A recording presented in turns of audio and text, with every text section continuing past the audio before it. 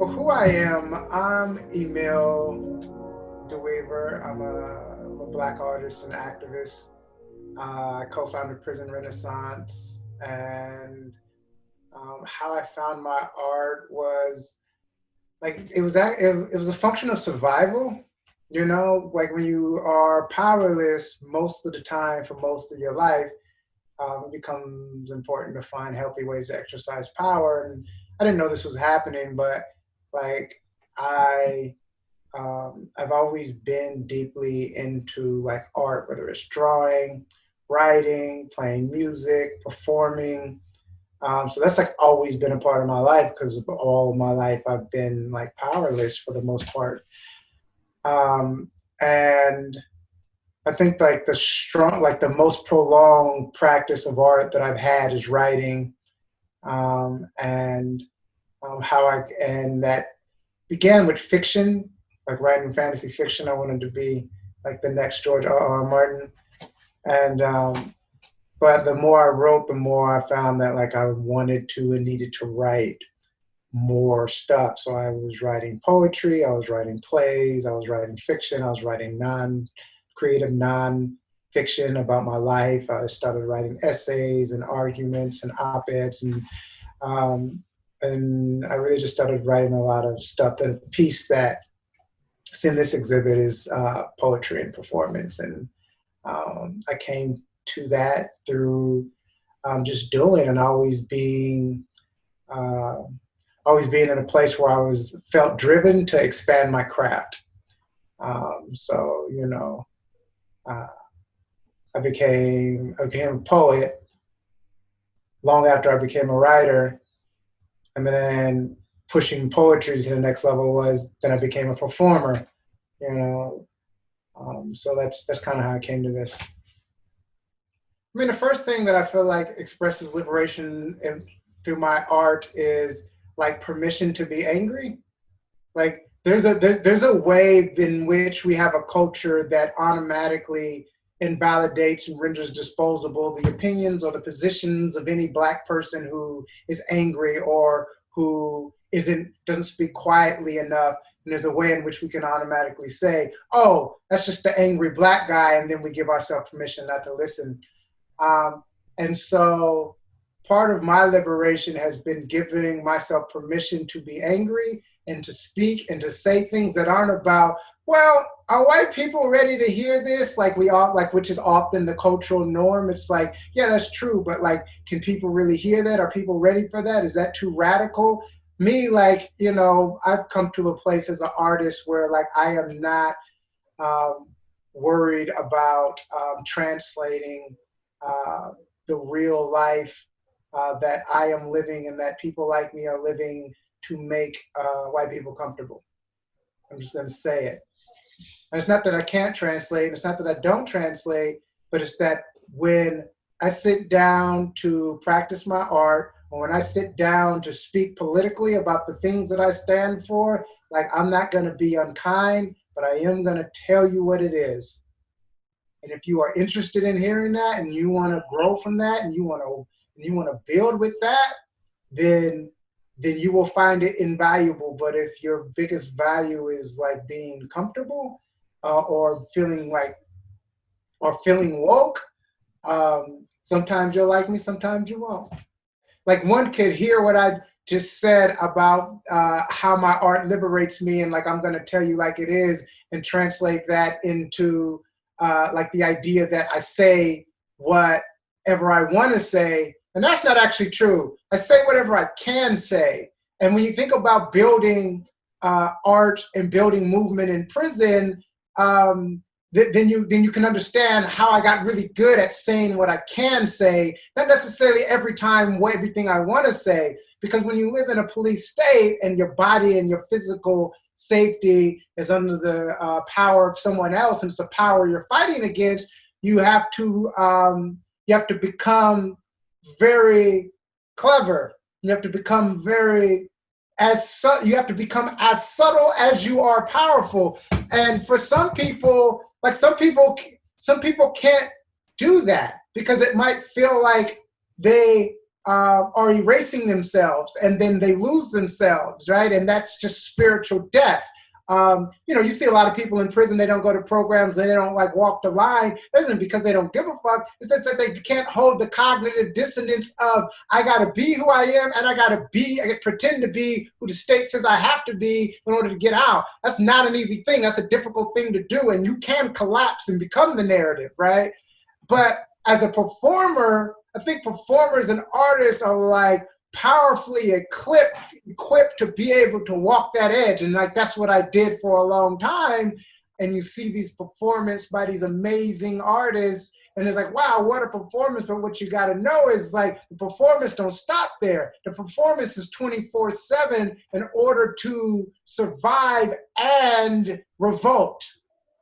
Because make no mistake, we were in there revolting, right? But we could not appear to revolt, or we would be destroyed. So I yearn for the world where I can always say what I want to say, but I think more appropriately I say what I can say, and that means that I might drop some of it to you in my art, and I might give you just enough to hold what I need to hold, and able to understand what I say when it's just me and you in person, and I have a moment while the prison guards aren't looking, and I can say, and I can give you some knowledge, and I can say X, Y, Z, right? The performance can prepare you for that, and then I can say something very straight to you, say what I want to say, and the art can fill in the rest of the piece, and then in that way the performance lives on stage, it lives off stage, and it lives in the different pieces of writing that I have that cover different topics. But like, if you dovetail them all together, it will create a bigger picture for you of like what I'm talking about. So yeah, like I say what I can say towards the goal of saying all the things that need to be said. But what I don't do is change what I'm saying in order to protect like what has been come to be called now white fragility, right? Fragility. And that feels liberating because I haven't been able to do that for most of my life. White Lives Matter is about, I actually got it from reading like a comment, right? There was like a comment on, and the comment is in the piece, it's in the performance. But it was like this comment by like this woman, I assume it was this white woman, who just like had a lot of negative stuff to say about so-called criminals, and like was like regurgitating the rhetoric that has no basis in actual reality or even the person's experience, but this is just a part of the political dogma that is part and parcel of the narratives of white supremacy.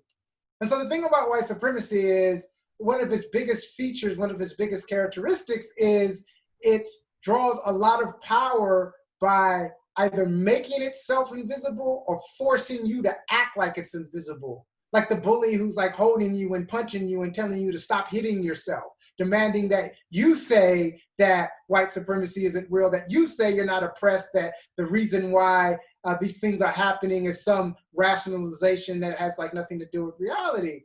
And so these are like these little cultural narratives that are these, what I call these white lies, right? Because like they're like small shifts in the facts, right? And they're these small things that we tell ourselves in order to justify like the structures of white supremacy that so many white people benefit from, and some non-white people benefit from it too, but they benefit from it at the expense of Black and brown bodies and have for a very long time. And so we tell ourselves these white lies to justify that.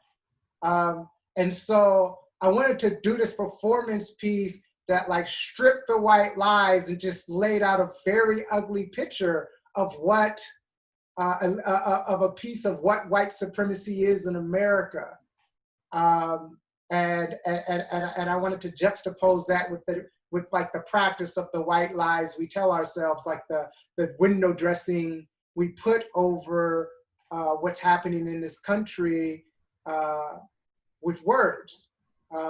Like an example, like this, I wrote this poem several years ago, but like another example of this is like what happened with George Floyd, and this officer killed this man in the middle of the street, surrounded by the people that the officer was sworn to protect and serve, begging this officer to stop killing this man.